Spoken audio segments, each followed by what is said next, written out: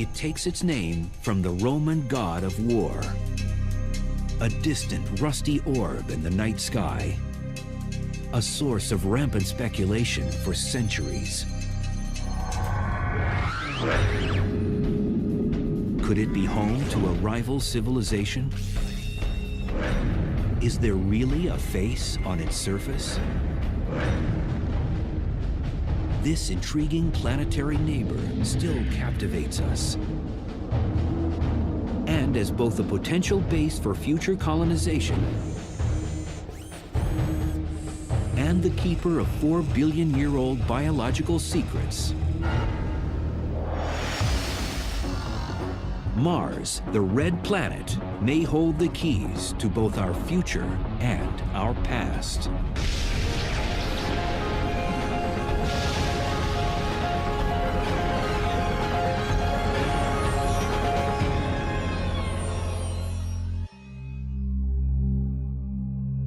If human beings ever inhabit another world in our solar system,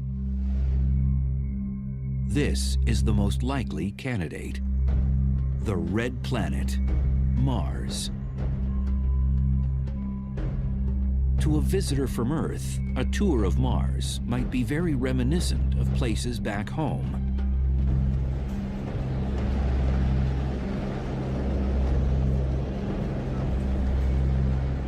Places like Southern California's Mojave Desert,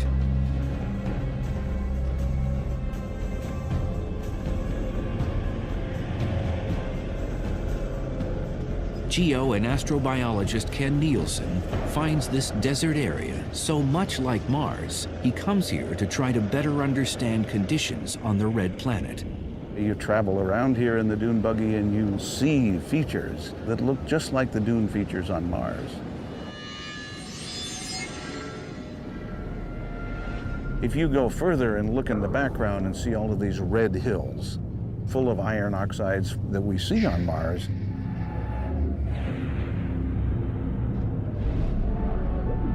Mars is filled with iron, and its oxidized iron basically rust, turns into dust particles. And in addition to the beautiful dunes, you have this red atmosphere, sometimes red all over the surface of the planet. Huge dust storms. They don't call it the red planet for nothing. But while much of the Martian terrain is similar to Earth, some geological features dwarf any of their kind on our home planet. A mountain named Olympus Mons, Latin for Mount Olympus, is the tallest known peak in the solar system. It's a now dormant volcano that rises 15 miles above the Martian surface.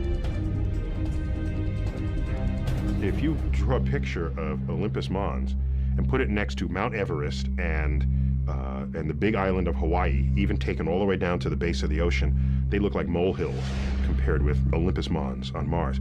That mountain is so large, you could be on its slopes and you would not know that you're on the slope of a volcano because the base is so huge before you get to its summit.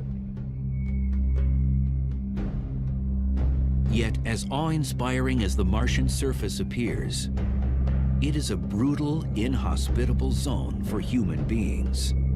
6 green board, 5, 4, 3, 2, 1, engine start, and liftoff of the Delta II rocket carrying the Spirit from Earth to planet Mars.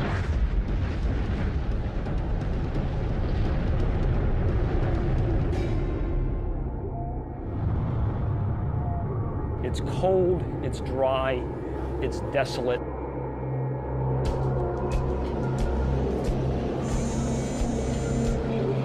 There are dust storms that can darken the skies for weeks or even months at a time. It goes down to 100 degrees below zero at night, every night. Compounding these cruel conditions is an atmosphere with no oxygen. Martian air and even occasional cloud formations are made up almost entirely of carbon dioxide. So it's not a nice place. You wouldn't enjoy it if you went there.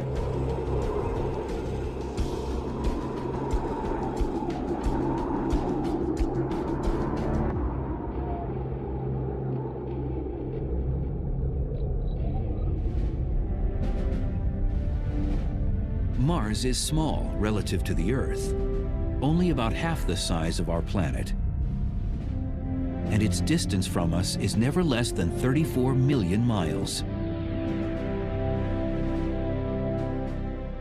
It appears as nothing more than a tiny red orb in our night sky. Even so, Mars has captivated humankind for centuries.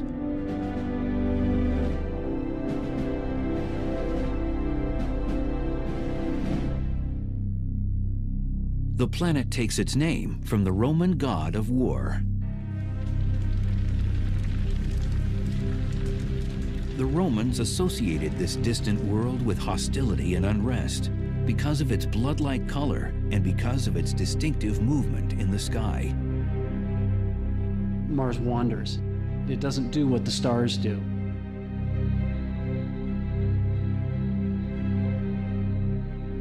The red planet occasionally appears to be moving backward across the sky, a behavior that confounded observers for centuries. But in 1514, close study of this planetary movement led Polish astronomer Nicholas Copernicus to a revolutionary understanding of the solar system. For much of recorded history, people thought that Earth was at the center of the universe. So along comes Copernicus, and he says, no, maybe the Earth isn't at the center of the universe. Maybe the explanation for all this is that things are going around the sun. And if all the planets are going around the sun, then we can explain why, as Earth passes Mars in the orbit, Mars begins to wander in our sky. It looks like it's going this way, and then it starts to go this way. By the time of Copernicus's observations, Mars and the Earth had been passing each other in their respective orbits for some 4.5 billion years. Time enough for the two planets to have evolved into very different worlds. One warm, wet, and oxygen-rich. The other cold, dry, and oxygen-depleted. Yet it's now believed that the differences weren't always so stark. Scientists today think that Mars was once warm enough for large amounts of liquid water to flow across its surface. When we look at Mars today in our best satellite images, they tell us the same message we heard with the first missions to Mars, and that is that there's no liquid water on the planet today. But there's virtually incontrovertible evidence that there was water there in the past. Everybody knows that when water flows through any sort of dirt, there are characteristic structures that are a function of that water running through. And when we look at the pictures of Mars, the satellite images, we see very similar structures leading us to the absolute conclusion that Mars was once far warmer and wetter than it is now. Mars, of course, is a harsh desert today. So what could have happened? What cosmic processes could have brought about such a dramatic transformation of the fourth planet from the Sun?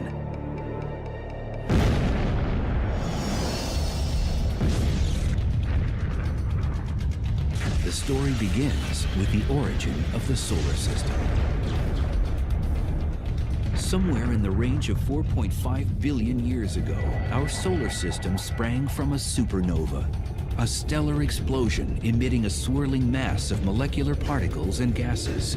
This swirling mass, or nebula, began to cool, and as it did, it condensed and separated into rings of particles. These particles began to accrete, or gradually clump together to form planets. The accretion process creates heat, and heavier particles sink to the center of the accumulating mass. So Mars eventually formed a molten iron core. This churning molten core generated a powerful magnetic field. The field projected outward, surrounding Mars like a protective shield, blocking harmful emissions from the Sun.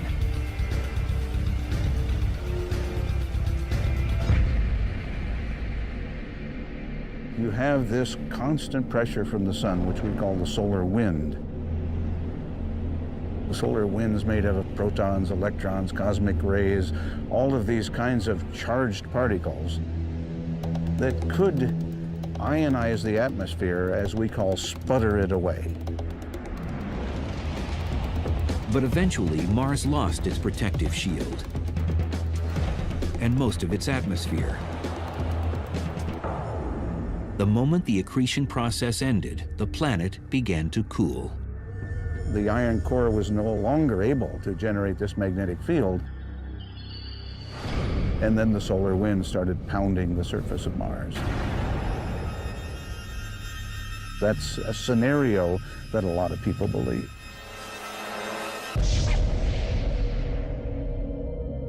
The loss of atmosphere stripped the Martian surface of warmth and pressure. And since water needs both warmth and pressure to remain in liquid form, water is no longer stable on the Martian surface. You put a pan of water out on Mars, it's going to evaporate very fast and try to freeze at the same time.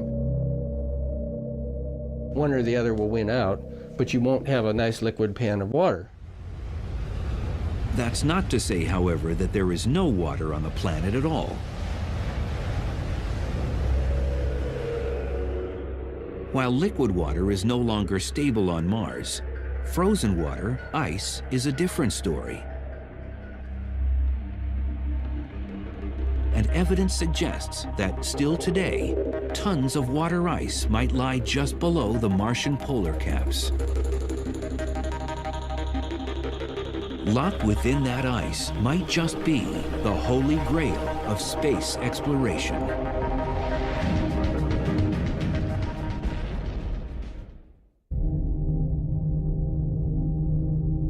They are visible through simple telescopes on Earth.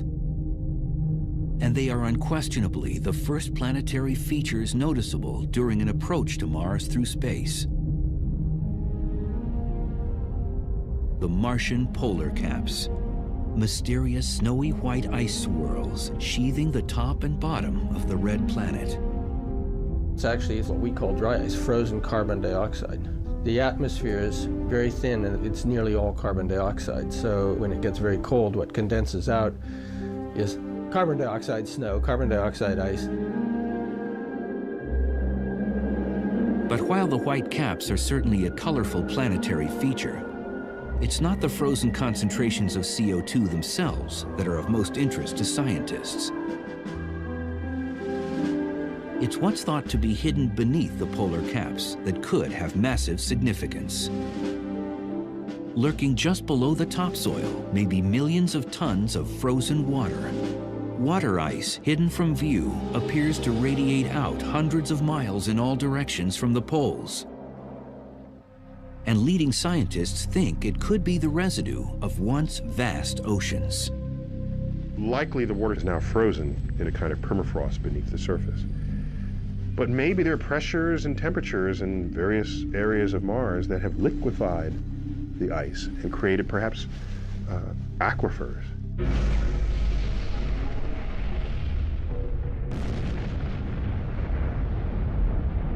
We can see craters, an impact has happened. Asteroid has hit Mars, blown out a lot of stuff. It doesn't blow out dry powder like on the moon and make rays and rubble. It throws out kind of a muddy slurry of stuff.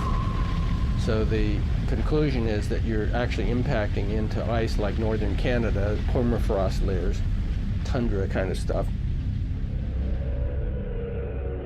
Orbiting spacecraft have picked up strong indicators for the existence of water ice at the Martian poles.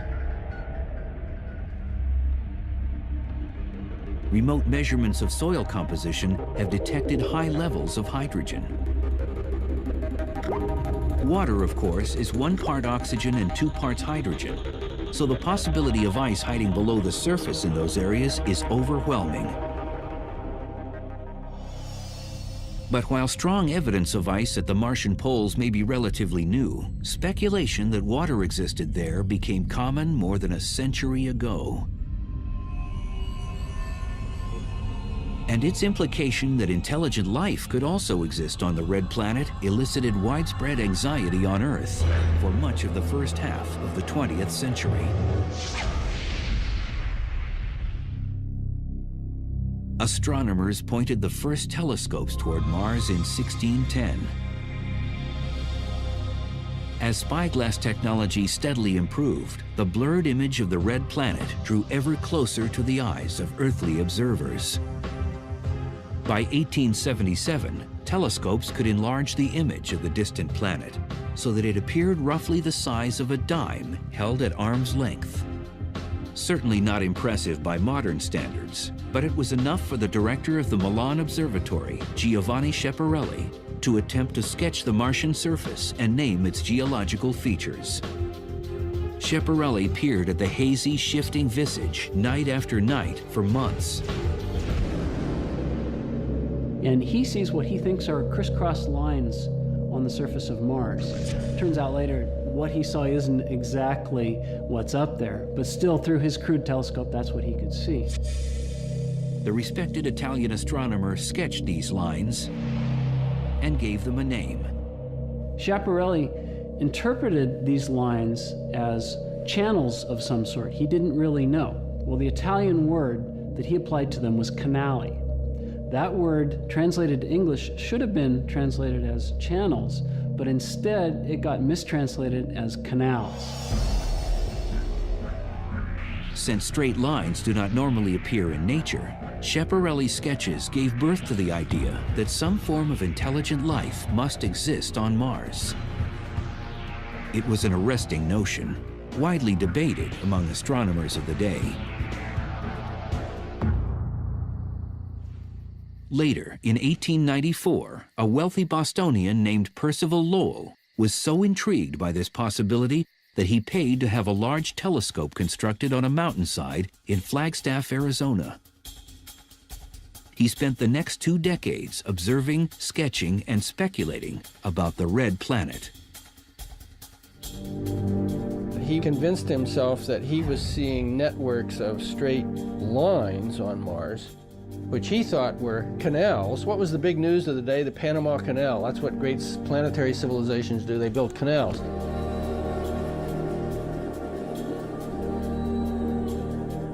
So this was canals to bring the water down from the polar ice caps. Mars was cold and far from the sun and dry, and so he knew that, and so he thought, well, I have to move the water to live on Mars.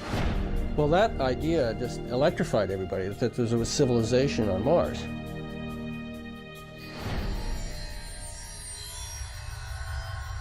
Against this backdrop, on Halloween night 1938, a young actor named Orson Welles broadcasted a dramatization of War of the Worlds, a novella by British author H.G. Wells, in which sinister Martians land on Earth and wreak havoc. We now return you to Carl Phillips at Grover's Mill. Ladies and gentlemen, here I am. Wait a minute, something's happening. There's a jet of flame springing from the mirror and it leaps right at the advancing men. Lord, they're turning into flames. Thousands of citizens believed the invasion was real. We're deeply shocked and deeply regretful. The misunderstanding was short-lived, but even so, the broadcast only served to fuel public speculation about potential intelligent life on Mars.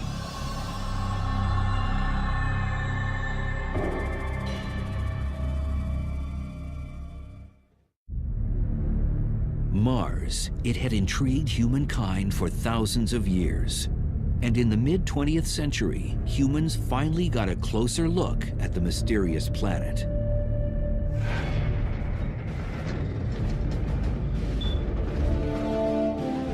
In 1964, the National Aeronautics and Space Administration, NASA, launched a small exploration spacecraft toward the red planet.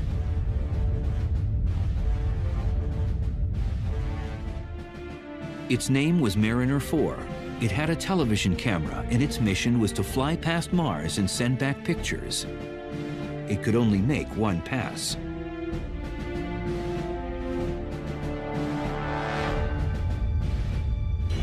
Scientists were filled with anxious excitement at the prospect of what they might see.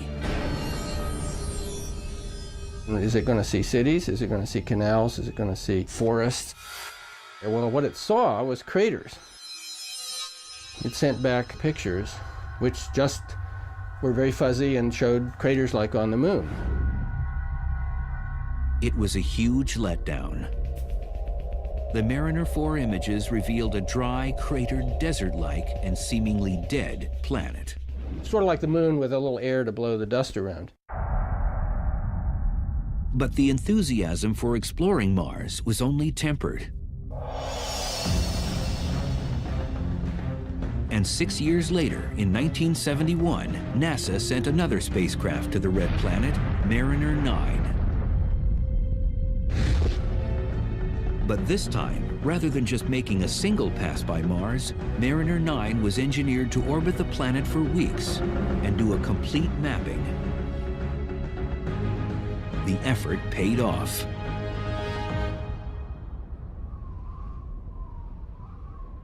After waiting out a planet-wide dust storm, Mariner 9 started returning spectacular images.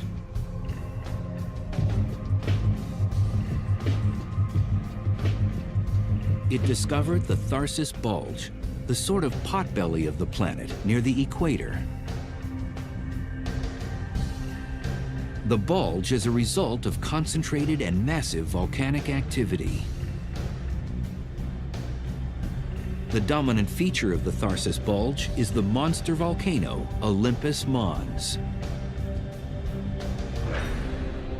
Olympus Mons is about the size of Missouri. If you put it in the middle of the U.S., it would dominate that picture. If it had a major eruption, a volcano of that size would probably fill up one state on every side of Missouri, so my hometown in Iowa would be under lava. Interestingly, it's composed of, we think, 3 separate volcanoes, or at least it's erupted in 3 different ways. If you fly over the top, you see 3 separate calderas.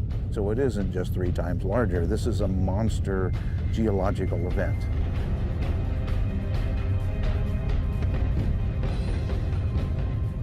But in fact, if you were on the edge, the slope is so gradual and the peak is more than 100 miles away that you wouldn't know that it was a volcano. It's that massive. And Olympus Mons is not alone.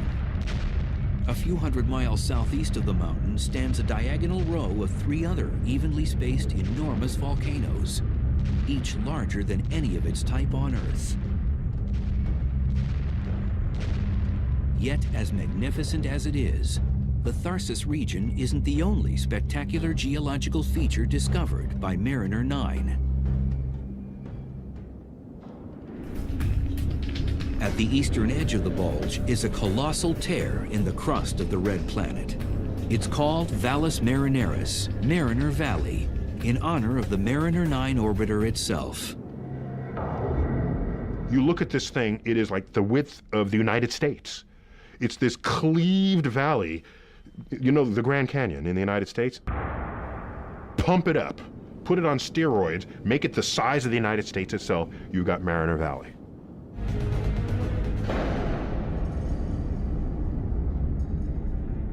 The geological mechanism that caused this immense rupture in the Martian surface is yet a mystery.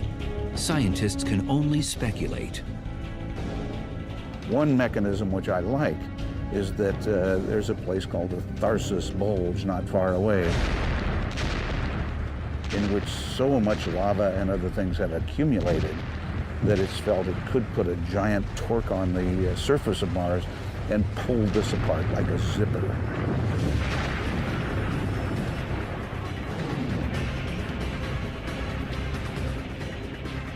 Well, who knows if that's true, but one needs a mechanism different from anything that we know to explain the existence of that.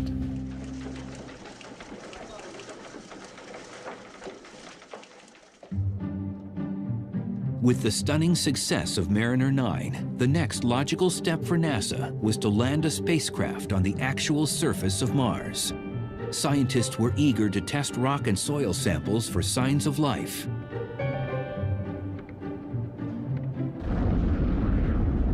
In 1976, the Viking mission reached the planet to do just that.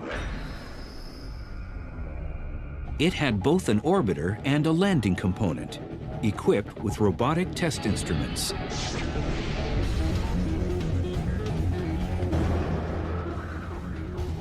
and we get right down on the surface and we scoop up some soil and we don't find a thing. Mars looks like a cold, dry, dead place.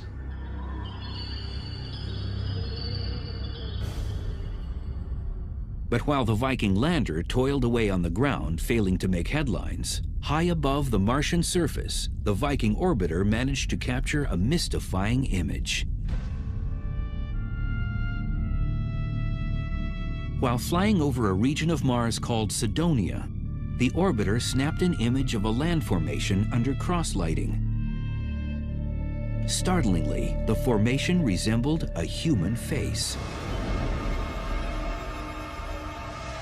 As a joke, NASA scientists showed the photo to the press, remarking about the face they'd found on Mars. Under more even lighting conditions, of course, the Martian terrain feature does not look like a face at all, just a jumble of hills. But in certain circles, the story of the face on Mars and its NASA cover-up persisted for several years.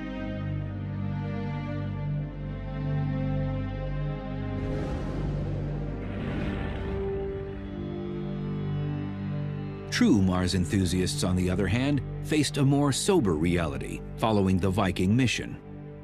With no definitive evidence of biology resulting from the Viking experiments, interest in returning to the Red Planet quieted for several years.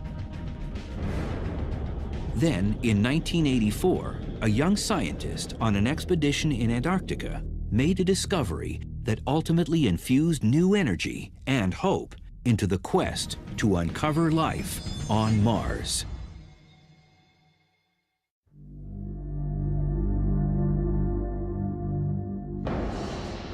In December 1984, NASA geologists on a meteorite gathering expedition in Antarctica found an odd specimen. A meteorite with an unusual color, a sort of green hue. Most are gray or brown. Back at NASA's Johnson Space Center in Houston, where such rocks are stored, it was labeled ALH 84001. Despite its odd color, the scientists assumed that it was a piece of an asteroid. So the rock was pigeonholed into a group of meteorites, and it stayed there for 6 or 8 years. Misclassified.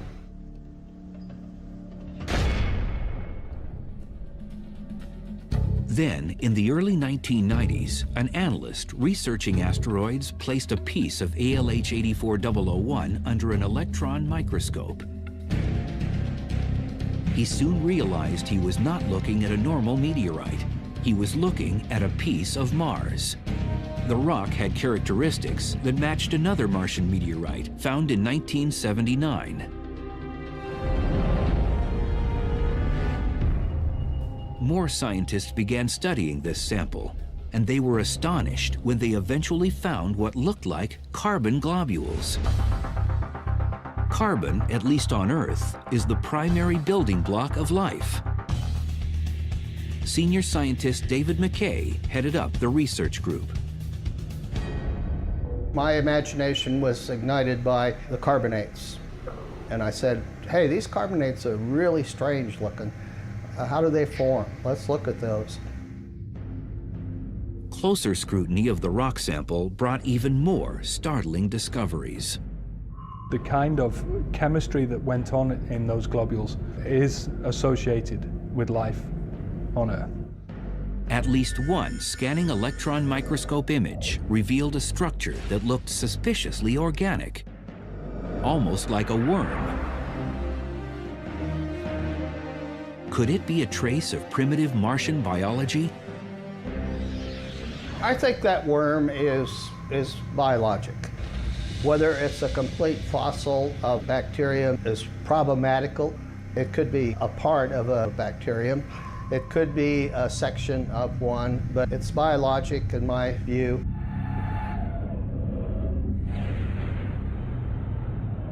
I'd like to welcome everybody here today. It's an unbelievable day. It's very, very exciting for me.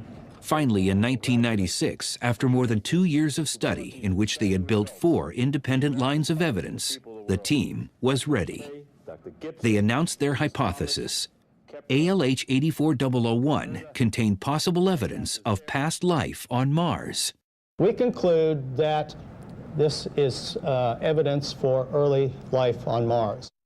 NASA held a major press conference, but not everyone was convinced. Labs across the globe requested samples of the rock to conduct their own analyses. In the end, after months of, at times, acrimonious debate, the consensus was that there was no consensus.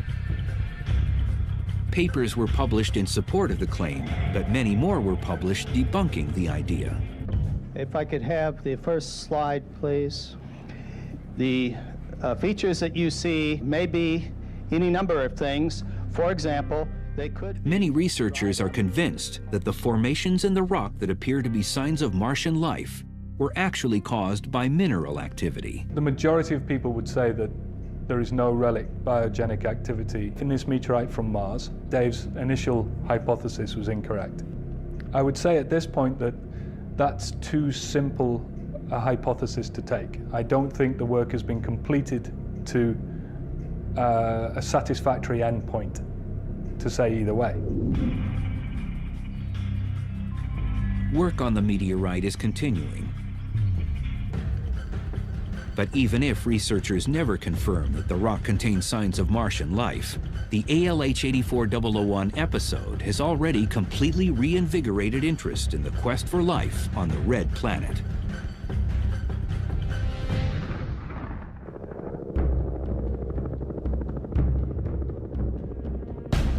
Ironically, the new push to find life on Mars has often led scientists yet again to the continent of Antarctica.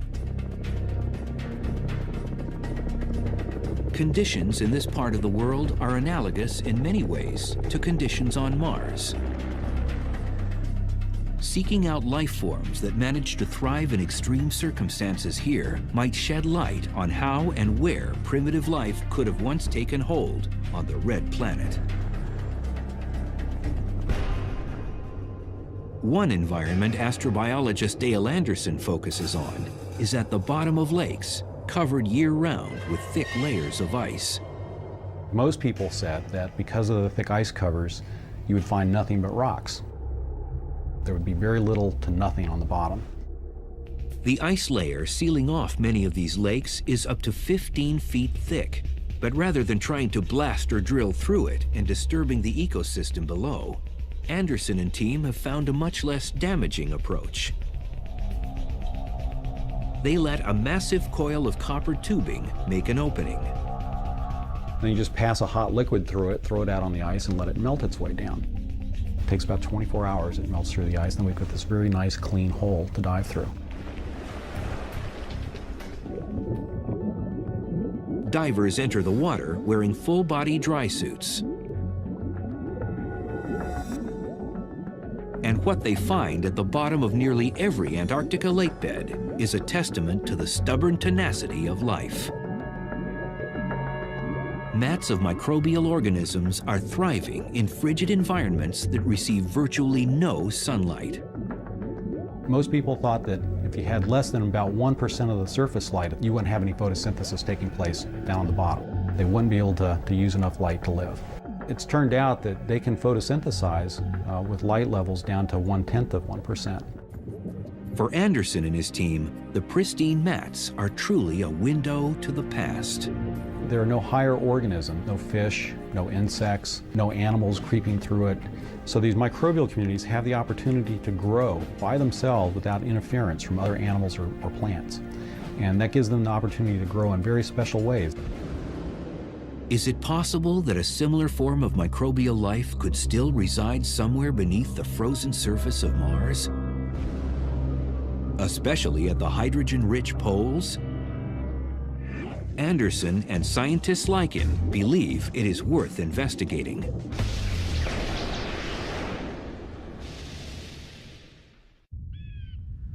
T-minus 10, 9, 8, 7, 6, 5, 4, 3, 2, engine ignition, and liftoff of the Delta II rocket with the Mars Exploration Rover. In the summer of 2003, NASA's Jet Propulsion Laboratory delivered 2 exploration spacecraft to the surface of Mars. Missions to the Red Planet are only feasible once every 2 years during a specific short window of time. The launch must be timed so that the spacecraft and Mars arrive at a specific point in the planet's orbit at the same time. The journey across the 34 million mile distance can take up to 7 months, and the trajectory must be perfect. The accuracy required to go from Earth to Mars and to hit the spot you want to be at on Mars is equivalent to shooting a basketball from Los Angeles to New York and have it go through without hitting the rim, nothing but net. All systems are go for entry, descent, and landing. We are currently 6 minutes from landing at the Gusev crater in the southern hemisphere of Mars. Current velocity 1,356 miles per hour. Expected parachute deploy in 5 seconds. Parachute undetected.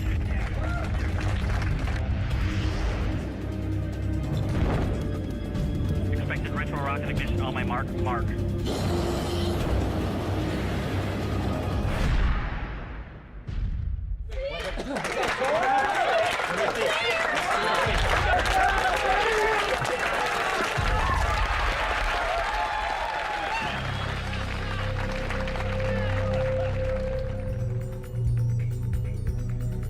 The spacecraft were actually rovers, robotic vehicles capable of traveling across the Martian surface and poking around. The rovers are robot geologists. Their job is to be our eyes, our feet, our hands on the Martian surface. We experience Mars through them. They can reach out and they can touch rocks. There's this device called the RAT, R-A-T, the rock abrasion tool, which is a diamond tip grinding tool that we can use to grind into the interior of a rock, and so we can actually get a window inside the rock. They have sensors on the end of that arm, like there's a microscope, for telling us in detail what they look like. So we've got a whole bunch of tools similar to what a geologist would want if they were actually physically there on the scene. The rovers were named Spirit and Opportunity, and they are still exploring regions of Mars today at locations on the planet hundreds of miles from each other. Spirit landed in an area dubbed Gusev Crater. The crater is believed to be a dried-up lake bed, so if the water it once held contained biology, Spirit might uncover signs of it. Opportunity touched down in a region called Meridiani Planum. The area is intriguing because it contains an ancient layer of hematite, an iron oxide that on Earth usually forms in a spot that held liquid water. So far, neither rover has found signs of life. But both Spirit and Opportunity have uncovered ample proof that liquid water was once plentiful on the surface of the Red Planet. We've seen places where water soaked the rocks beneath the surface. We've seen places where water came to the surface and flowed over the Martian surface, creating little ripples that are still preserved in the rocks billions of years later. But neither rover is close enough to the tundra-like Martian poles to uncover actual frozen H2O. That is the primary goal of a new mission to Mars, launched in the summer of 2007. This mission is dubbed Phoenix, and its plan is to place a stationary lander in the region of the Martian North Pole. The lander has a sturdy robotic arm equipped with a scoop. Phoenix will excavate the polar soil. Dr. Peter Smith of the University of Arizona heads up the project. Our entire scientific mission is about understanding the properties of the soil and its interaction with the ice, and the properties of the ice and the ice interaction with the atmosphere. We have only one way to study it, and that's by using our robotic arm as our backhoe, if you like, that's going to dig a little trench and provide samples of both soil and hopefully wet soil, if we can find it, and ice. And we will analyze those samples with instruments on the deck of our spacecraft. The lander will beam signals back from the Martian surface, reporting the results of the remote soil and ice analyses. But before Phoenix has even had a chance to make it off the launch pad, a new wrinkle in the saga of water on Mars has revealed itself. Images beamed back from a spacecraft currently orbiting the red planet show evidence of a very unexpected event.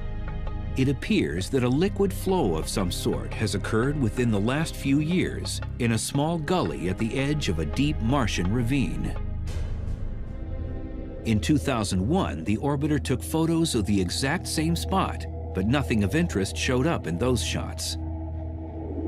The new photos, on the other hand, showed a white residue in the gully, a residue seemingly left behind by a flow of liquid, possibly where water spurted from the ground and flowed for several hundred yards before transforming into vapor and vanishing. Scientists do not yet understand what might have caused such a flow, but many suspect that it's a result of some form of internal heat the planet must still contain. Clearly, it's a planet that's been volcanically active. And all of us are very hopeful that some places on Mars we could find hydrothermal vents. And not just because we want liquid water, but because the liquid water implies that this might be an environment that life could develop or be maintained. It is, of course, all about the search for life.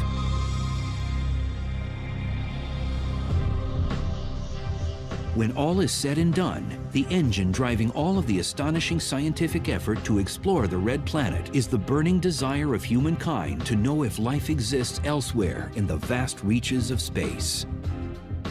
I think humans have, since the dawn of consciousness, wondered why they're here, and wondered what's up there, and wondered if there's more. And answering that question will sort of put us in some kind of perspective. It'll tell us what our place is in the universe to some extent. Finding life on Mars could also help us understand the origins of life on our own planet. And there could actually be, in the case of Mars and Earth, a significant connection. You know, if Mars developed life itself, maybe the conditions were right on Mars, but they weren't right on Earth.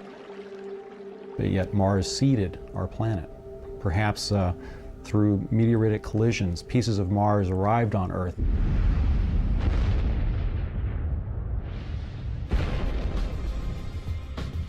With cells of life, and that actually grew here. Maybe we could all be Martians. Or perhaps it was the reverse, you know, perhaps life originated on this planet and moved to Mars. If we find evidence for life on Mars, and we know there's life on Earth, of course, then there's probably life all over